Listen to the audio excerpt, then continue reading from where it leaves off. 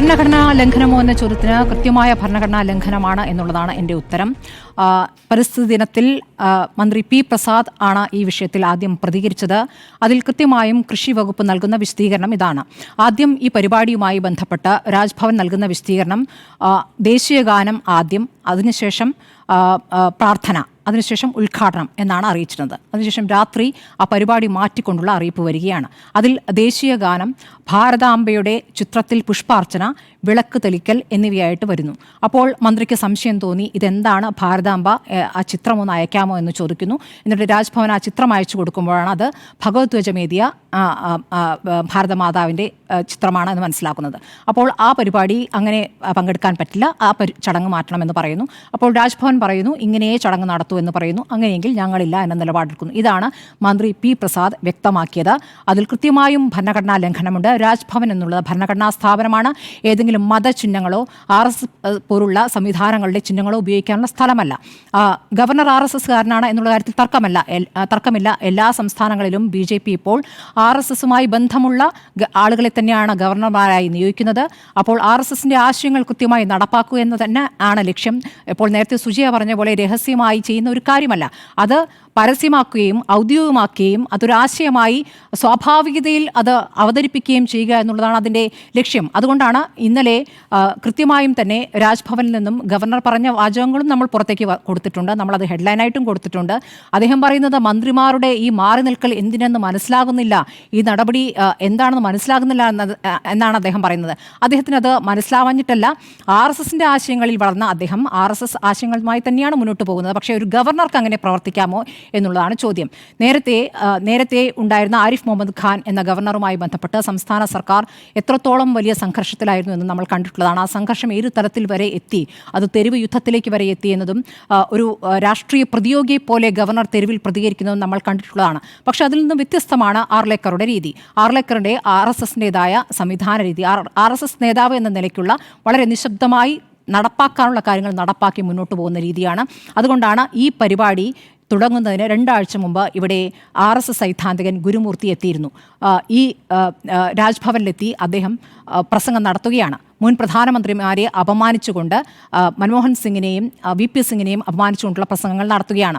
ആ ഘട്ടത്തിൽ CPM പ്രതികരിക്കാൻ ഒരുപാട് വൈകിയിരുന്നു. അന്ന് പ്രതിപക്ഷം പ്രതികരിച്ചു, CPM പ്രതികരിച്ചു. CPM വളരെ പതുക്കെയാണ് പ്രതികരിച്ചത്. ഒരുപക്ഷെ ആദ്യമുള്ള ഗവർണറുമായുള്ള യുദ്ധം അത് സംസ്ഥാനത്തിന് ഒരുപാട് ബുദ്ധിമുട്ടുകൾ ഉണ്ടാക്കിയിട്ടുണ്ട്. കേന്ദ്ര സർക്കാരിൻ്റെ നേരത്തെ പറഞ്ഞ ഒരു ഔദാര്യമാണല്ലോ കേന്ദ്ര സർക്കാർ ഇപ്പോൾ സംസ്ഥാനങ്ങൾക്ക് നൽകുന്ന ഔദാര്യം.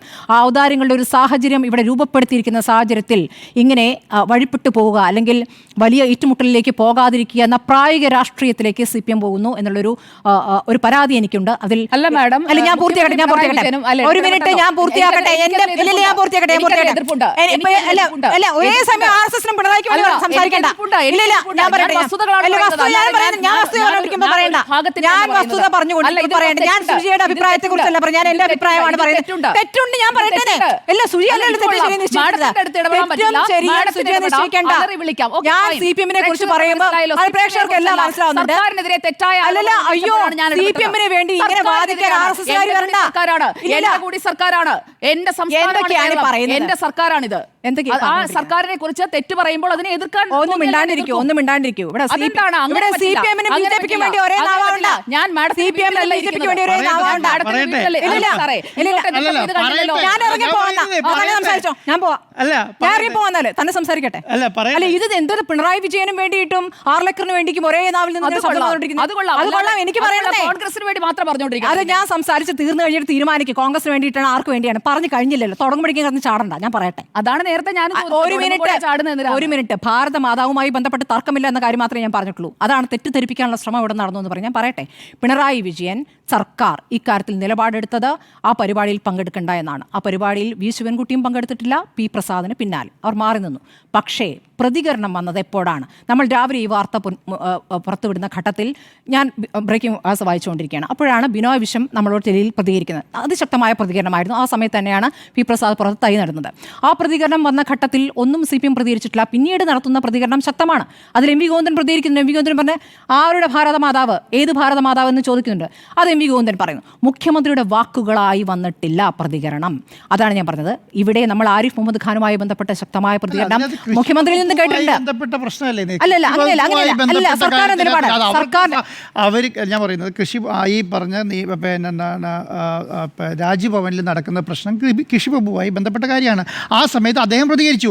അതിന്റെ റിയാക്ഷൻസ് പുറത്തു വരുന്ന സമയത്ത് CPM പ്രതികരിച്ചിട്ടില്ല. ഇല്ല അപ്പോഴല്ല അപ്പോൾ ഞാൻ പറഞ്ഞത് അതിനുള്ള വേഗം എത്രത്തോളം ഉണ്ടായിരുന്നു എന്നാണ് ചോദ്യം. CPM പ്രതികരിച്ച് പിന്നീടാണ് ആ പ്രതികരണം ശക്തമായിരുന്നു എന്ന് ഞാൻ പറഞ്ഞല്ലോ. പക്ഷേ മുഖ്യമന്ത്രി എന്ത് ചെയ്യണമായിരുന്നു?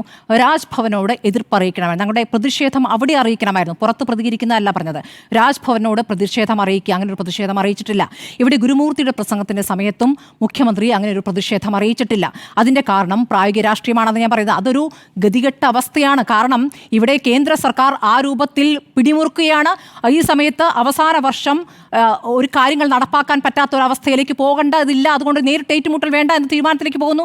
അതിന്റെ ഭാഗമായിട്ടുള്ള പ്രായോഗിക രാഷ്ട്രീയം CPM ചെയ്യുന്നു എന്നുള്ളതാണ്. അവിടെ ഇപ്പോൾ CPM-ന് അവസാന പഠനം എന്റെ വർത്തമാനത്തിൽ ആരും പറയേണ്ട കാര്യമില്ല. ഇപ്പോൾ നേരത്തെ സുജയ പറഞ്ഞ കാര്യങ്ങൾ ഇല്ല അവസാന പാടുന്നതെന്ന് ഉദ്ദേശിച്ച ആരെയാണ്? ഇപ്പൊ പറഞ്ഞു ഞാൻ പറഞ്ഞുകൊണ്ടിരിക്കുമ്പോൾ കോൺഗ്രസിന് അവസാന പറഞ്ഞോളൂ. ഞാനിവിടെ കോൺഗ്രസിനെ പറ്റി ഒന്നും പറഞ്ഞിട്ടില്ല. കോൺഗ്രസിനെ പറ്റി ഒന്നും പറഞ്ഞിട്ടില്ല. അങ്ങനെ ആരോപിക്കുമ്പോൾ തിരിച്ചു പറഞ്ഞ വാചകത്തെയാണ് ഞാൻ പറഞ്ഞത്. ഞാൻ എല്ലാ കാര്യത്തിലും മുഖ്യമന്ത്രി ഈ കാര്യത്തിൽ തീരുമാനം എടുത്തിട്ടാണ് സെക്രട്ടറിയിലേക്ക് പരിപാടി മാറ്റിയതെന്നുള്ളത് വ്യക്തമായിരിക്കെ മുഖ്യമന്ത്രി ഇടപെട്ടിട്ടില്ല എന്ന് പറയുന്നത് തെറ്റാണ്. ഒന്നാമത്തെ സുജിയ, എന്തിനാണ് ഇപ്പോൾ രണ്ടുപേർക്കും വേണ്ടിയിട്ട് ഞാൻ വസ്തുതയാണ് വസ്തുത ഞാൻ പറയുന്നില്ല എന്നാണ്. ഞാനും എന്റെ വസ്തുതയാണ് പറയുന്നത്. സുജയ പറയുന്ന മാത്രം വസ്തുത, ഞാൻ പറയുന്ന വസ്തുതയില്ല. ഇവിടെ ഒന്നാമത്തെ കാര്യം ഇവിടെ തെറ്റിദ്ധരിപ്പിക്കുന്ന ആവശ്യമില്ല. ജനത്തിനറിയാം എന്താണ് ധരിക്കേണ്ടത്. ഇതിനകത്ത് തർക്കമുണ്ട്. കാരണം നിങ്ങൾ രണ്ടുപേരുടെ ആശയം രണ്ടാണ്. അപ്പൊ രണ്ട് തർക്കം ഉണ്ടാവും. അതിനകത്ത് നമ്മൾ അടികൂടിയിട്ട് കാര്യമില്ലല്ലോ. അല്ല ഓശാരല്ല ഞാൻ പറയുന്നത്. നമ്മളിവിടെ കഫി ആരാധിക്കുന്നു പറഞ്ഞില്ല. അപ്പൊ ഞാൻ മിണ്ടിയില്ലല്ലോ. ഒരു മിനിറ്റ്. ഈ പറഞ്ഞ നേരത്തെയുള്ള ചരിത്രമൊക്കെ ശരിയാണ്. ഇവിടെ ഭാരതമാതാവ് എന്ന സങ്കല്പം ഇവിടെ സാഹിത്യത്തിലുണ്ടായിട്ടുണ്ട്, എഴുത്തിലുണ്ടായിട്ടുണ്ട്, ചിത്രങ്ങളിലുണ്ടായിട്ടുണ്ട്. ശരിയാണ്. 1873 ആദ്യം സുജയ പറഞ്ഞു. കിരൺ ചന്ദ്ര ബാനർജിയുടെ ഭാരത് മാതാ എന്ന നാടകം, ഇതിനുശേഷം 70-ൽ ബംഗാളിൽ പശ്ചാത്തലത്തിൽ നാടകം അവതരിപ്പിച്ച കാര്യം ശരിയാണ്. ഇതൊക്കെ തന്നെയും സ്വാതന്ത്ര്യ സമര പോരാട്ടങ്ങളുമായി ചേർത്ത് വെച്ചുകൊണ്ടാണ്. ബ്രിട്ടീഷ് സാമ്രാജ്യത്തിനെതിരായ സമരമായിട്ടാണ് ഈ കാര്യം. ബങ്കിം ചന്ദ്ര ചാറ്റർജിയുടെ ആനന്ദമഠം വരുന്നതും വന്ദേ മാതരം എന്ന ദേശീയഗാനം വരുന്നതും ഒക്കെ അങ്ങനെ തന്നെയാണ്. അപ്പോൾ ഭാരതമാതാവ് എന്ന ആശയം ഇന്ത്യയുടെ കൊടിയുമായി ചേർത്ത് തന്നെയാണ് അവതരിപ്പിച്ചത്. അതിനു മുമ്പ് ഒരു പെയിൻറ്റിങ്, ഭാരത് മാതാ എന്ന ആശയത്തിൻ്റെ പെയിൻറ്റിങ്, അതിൽ കാവ്യവസ്ത്രം ധരിച്ചു എന്ന് പറഞ്ഞു. കാവ്യവസ്ത്രം എന്നുള്ള സന്യാസത്തിൻ്റെ വേഷമാണ്. ഇവിടെ കാവ്യവസ്ത്രത്തെ ഏറ്റെടുത്ത് കാവ്യവസ്ത്രത്തെ സ്വന്തമാക്കിയിരിക്കുന്നു RSS എന്നുള്ള. കാവ്യ എന്നുള്ളത് അവരുടെ കൊടിയുടെ ചിത്രമായി മാറുകയും ഈ സന്യാസികളെ ഇവിടെ ഈ പറഞ്ഞല്ലോ നേരത്തെ, ഇവിടുത്തെ ഓരോ സന്യാസിമാരെയും വിവേകാനന്ദ സ്വാമിയെയും ഞങ്ങളുടേതാണെന്ന രൂപത്തിൽ പിന്നീട് BJP അവതരിപ്പിച്ചിട്ടുണ്ട്. സ്വാതന്ത്ര്യ സമര പോരാട്ടത്തിലെ പ്രധാനപ്പെട്ട നേതാക്കൾ ഞങ്ങളുടേതാണെന്ന രൂപത്തിൽ അവതരിപ്പിച്ചിട്ടുണ്ട്. സ്വാതന്ത്ര്യ സമരത്തിൽ ഒരു പങ്കുമില്ലാതിരുന്ന ആളുകളാണ് എന്നുള്ള കാര്യമാണ് യാഥാർത്ഥ്യം. ഇനി ഈ പറഞ്ഞ ഈ കാവ്യവസ്ത്രം ധരിച്ച 4 കൈകളുണ്ടായിരുന്ന സ്ത്രീ, ഒരു കയ്യിൽ പുസ്തകം, മറ്റൊന്നിൽ നെല്ല്, ഒന്നിൽ വെളുത്ത തുണിക്കഷ്ണം, ഒരു കയ്യിൽ രുദ്രാക്ഷമാല. ഇത് മാതൃരാജ്യം, അറിവ്, ആത്മീയത, ഭക്ഷണം, വസ്ത്രം എന്നിവ കുട്ടികൾക്ക് നൽകാൻ ബാധ്യസ്ഥയാണ് എന്ന് ഓർമ്മിപ്പിക്കുന്ന ചിത്രമാണ്. ഇത് ബ്രിട്ടീഷ് സാമ്രാജ്യത്തിനെതിരായ പോരാട്ടവുമായി ബന്ധപ്പെട്ടാണ്. അപ്പോൾ ബ്രിട്ടീഷുകാർക്കെതിരെയുള്ള ഈ ചിത്രം. പിന്നെ ഈ പറഞ്ഞ കാര്യം മഹാത്മാഗാന്ധി ദേശീയ പതാകയുണ്ടോ? ദേശീയ പതാക പറഞ്ഞില്ലല്ലോ. ഞാനിപ്പോൾ പറഞ്ഞില്ല, ഞാൻ എത്തുന്നേ ഉള്ളൂ. ഒരു മിനിറ്റ്. അടുത്തത് മഹാത്മാഗാന്ധി ഉദ്ഘാടനം ചെയ്ത് ശരിയാണ്. 1936 ശിവപ്രസാദ് ഗുപ്ത ഭാരത് മാതാ ക്ഷേത്രം വാരണാസിയിൽ സ്ഥാപിച്ചപ്പോൾ മഹാത്മാഗാന്ധി അത് ഉദ്ഘാടനം ചെയ്തു. ഈ ക്ഷേത്രത്തിൽ വിഗ്രഹാരാധനയ്ക്ക് പകരം ഇന്ത്യയുടെ ഭൂപടത്തിന്റെ മാർബിൾ സ്തൂപം മാത്രമാണ് ഉപയോഗിച്ചിരുന്നത്. ജാതി മതഭേദമന്യേ ഏവർക്കും അവിടെ പ്രവേശനം അനുവദിച്ചിരുന്നു. അണ്ടർലൈൻ. ഓക്കെ. ഇപ്പോൾ ഈ ഭാരതമാതയുടെ കൈകളിൽ കാവി കൊടി പിടിച്ചു നിൽക്കുന്ന ചിത്രം പ്രചരിപ്പിക്കാൻ തുടങ്ങിയത് ഇവിടുത്തെ ഹിന്ദുത്വവാദികളാണ്. ദേശീയതയെ ഹിന്ദുത്വവുമായി കൂട്ടിയിണക്കിക്കൊണ്ടാണ് ഈ ആശയം പ്രചരിപ്പിച്ച RSS ഒരു ഘട്ടത്തിൽ സ്വാതന്ത്ര്യ സമരത്തിന് ശേഷം ഇവിടെ നമ്മുടെ ഒരു കൊടി ഉണ്ടായപ്പോൾ, നമ്മുടെ ദേശീയ പതാക ഉണ്ടായപ്പോൾ ആ പതാക അംഗീകരിക്കാതെ ഭഗവദ്വജത്തെ പതാകയാക്കണമെന്ന് കൂടി ആവശ്യപ്പെട്ടിട്ടുണ്ട്. അങ്ങനെ ഒരു ലേഖനം RSS ഓർഗനൈസർ എഴുതിയിട്ടുണ്ട്. ഇതൊക്കെ ചരിത്രത്തിൽ പറയുന്ന കാര്യങ്ങളാണ്. ഈ ചരിത്രം പറയുമ്പോൾ എല്ലാം പറഞ്ഞു പോകണമല്ലോ. സ്വാതന്ത്ര്യ സമര പോരാട്ടത്തിൽ പങ്കില്ലാതിരുന്ന നേതാക്കൾ, ഇവിടുത്തെ സമരത്തിൽ പങ്കാളികളായിരുന്ന പല നേതാക്കളെയും ഞങ്ങളുടേതാണ് എന്ന രൂപത്തിൽ അവതരിപ്പിച്ചും പല കാലത്തും കണ്ടതാണ്. ഈ ഭഗവദ്വജത്തെക്കുറിച്ച് പറയുമ്പോൾ പൊള്ളുന്നു എന്ന് പറയുന്നവർ ഈ ഭഗവദ്വജം ഉയർത്തിയിട്ടാണ് ബാബ്രി മസ്ജിദിൽ ആക്രമണം നടത്തിയത് എന്ന കാര്യവും സ്മരിക്കേണ്ടതാണ്. അപ്പോൾ അങ്ങനെയുള്ള ഭഗവദ്വജത്തെ, RSS ആശയത്തെ എങ്ങനെയാണ് ഇവിടെ ഒരു രാജ്ഭവന്റെ അകത്ത് ഒരു ചിഹ്നമായി കൊണ്ടുവയ്ക്കുക? എന്തുകൊണ്ട് രാജ്ഭവനിൽ ഒരു ഭാരതമാതാവിൻ്റെ കയ്യിൽ ഇന്ത്യൻ പതാക ഉണ്ടായില്ല? അതൊരു ചോദ്യമല്ലേ? ആ ചോദ്യമാണ് ഇവിടുത്തെ രാഷ്ട്രീയ പാർട്ടികൾ ചോദിച്ചത്, പ്രതിപക്ഷവും ചോദിച്ചു, ഭരണപക്ഷവും ചോദിച്ചു. ഞാൻ പറഞ്ഞത് സംസ്ഥാന സർക്കാരിന് പോരാട്ടത്തിന് ഇത്രയേ വീര്യമുണ്ടാവുകയുള്ളൂ. ഇങ്ങനെ മുന്നോട്ട് പോകാൻ കഴിയാത്ത രീതിയിൽ സംസ്ഥാനങ്ങളെ വരിഞ്ഞു മുറുക്കുന്ന നയമാണ് കേന്ദ്രത്തിൻ്റെത്. ഇനി രാഷ്ട്രപതിക്ക് കത്തയച്ചാൽ അങ്ങോട്ട് രാഷ്ട്രപതി ഉടനെ അങ്ങോട്ട് അർലക്കരെ തിരിച്ചു വിളിക്കുമെന്ന് എന്ന മൂഢസ്വർഗത്തിലല്ല CPI അങ്ങനെ ഒരു പരാതി കൊടുത്തത്. അതൊരു മെസ്സേജാണ്. ഞങ്ങളുടെ എതിർപ്പ് ഇങ്ങനെയാണ്, ഞങ്ങൾ ഈ എതിർപ്പ് അറിയിച്ചിരിക്കുന്നു എന്ന് കൃത്യമായി അറിയിക്കുകയാണ് CPI ചെയ്തിരിക്കുന്നത്. അപ്പോൾ ആർലക്കരെ തിരിച്ചു വിളിക്കണം എന്ന ആവശ്യം അവിടെ പറയുന്നു. ആർലക്കരെ തിരിച്ചു വിളിക്കുന്നില്ല, നമുക്കറിയാം. സംസ്ഥാന സർക്കാർ ആവശ്യപ്പെടുത്തി, ഞാൻ അതല്ല ഇത്ര നേരം പറഞ്ഞത്, പ്രായോഗിക രാഷ്ട്രീയത്തിൽ ബുദ്ധിമുട്ടുകയാണ്. മനസ്സിലായില്ലേ? പല ഘട്ടങ്ങളിൽ ആർലേക്കർ ഇങ്ങനെയൊന്നും ആകില്ല, അതായത് ആരിഫ് മുഹമ്മദ് ഖാന്റെ രീതിയാകില്ല എന്ന പ്രതീക്ഷ തുടക്കം മുതൽ മുഖ്യമന്ത്രി പ്രകടിപ്പിച്ചിരുന്നു. ആർലേക്കറെ പോയി കണ്ടിരുന്നു. അദ്ദേഹം വന്നിട്ട് കുറച്ചേ ആയിട്ടുള്ളൂ. 4 തവണയെങ്കിലും അദ്ദേഹം രാജ്ഭവനിൽ കയറിയിട്ടുണ്ട്. തിരിച്ച് മുഖ്യമന്ത്രിയുടെ പിറന്നാൾ ദിവസത്തിൽ പദവി വിട്ടുക ഗവർണർ മുഖ്യമന്ത്രിയെ കാണാൻ പോയിട്ടുണ്ട്. അങ്ങനെ ഒരു ബന്ധം അവിടെ ഉണ്ടായിരുന്നു. കാരണം ഭരിക്കുമ്പോൾ ഊഷ്മളമായ ബന്ധത്തിലൂടെ മുന്നോട്ട് പോകണമെന്ന പ്രായോഗിക രാഷ്ട്രീയം അവിടെ മുന്നോട്ട് വെച്ചു. പക്ഷേ RSS ആശയങ്ങൾ ഇവിടെ ശക്തമായി കൊണ്ടുവരുമ്പോൾ ഇവിടെ CPM എല്ലാ കാലത്തും പറഞ്ഞിട്ടുള്ള എന്താണ്? RSS ആശയങ്ങളെ ഏറ്റവും ശക്തമായി എതിർക്കുന്ന CPM ആണ്, അല്ലേ? പല ഘട്ടങ്ങളിലും CPM-ൽ നിന്നും മൗനമുണ്ടായിട്ടുണ്ട്. പല സമയത്തും പ്രതികരണം നിശബ്ദതയായിട്ടുണ്ട്. അതിൽമേൽ വിമർശനം ഉണ്ടായിട്ടുണ്ട്. അങ്ങനെയാണ് നമ്മൾ ADGP RSS കൂടിക്കാഴ്ചയുമായി ബന്ധപ്പെട്ട വിഷയത്തിലൊക്കെ മുഖ്യമന്ത്രിയുടെ പ്രതികരണം എവിടെയെന്ന ചോദ്യം ഉയർന്നത്. അപ്പോൾ അതിൻ്റെ തുടർച്ചയായിട്ട് ഇതിനെ കാണുന്നതിൽ തെറ്റ് പറയാൻ പറ്റില്ല. അപ്പോൾ അതിൻ്റെ തുടർച്ചയായിട്ട് കൂടി ഇതിനെ കാണേണ്ടി വരും. ഇത്രയേ പ്രതിഷേധം ഉണ്ടാവുകയുള്ളൂ എന്ന്. അപ്പോൾ ഇതൊരു തുടർച്ചയാകുന്നു. ഈ ആശയം ഔദ്യോഗികമായി അവതരിപ്പിക്കാൻ, അല്ലെ RSS ആശയം എന്നുള്ളത് ഔദ്യോഗിക ആശയമാണ് എന്ന് ധരിപ്പിക്കുന്ന രീതിയിൽ അതിൻ്റെ സ്വാഭാവികതയിലാണ് ഇവർ പറഞ്ഞുകൊണ്ടിരിക്കുന്നത്. ഭഗവദ്ധ്വജം എന്തായാലും രാജ്യത്തിൻ്റെ ചിഹ്നമല്ല, RSSന്റെ മാത്രം ചിഹ്നമാണ്. മാത്രമല്ല, നോക്കൂ, 2002 ആദ്യമായിട്ട് RSS കാര്യാലയത്തിൽ ഇന്ത്യൻ പതാക ഉയർത്തിയത്, അറിയാമോ? അതുവരെയും ഇന്ത്യൻ പതാകയെ ഉയർത്താൻ അവർ തയ്യാറായിരുന്നില്ല.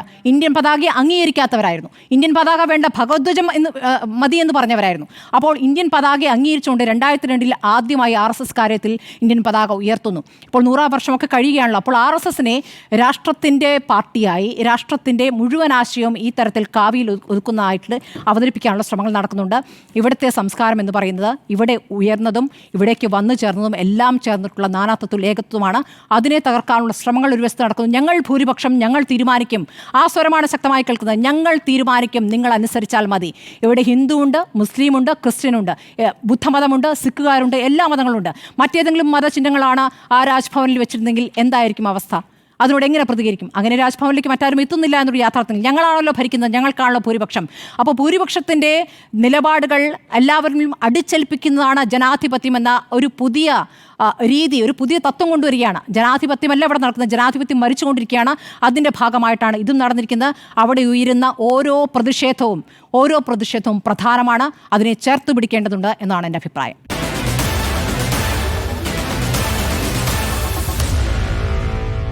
Meet the editors.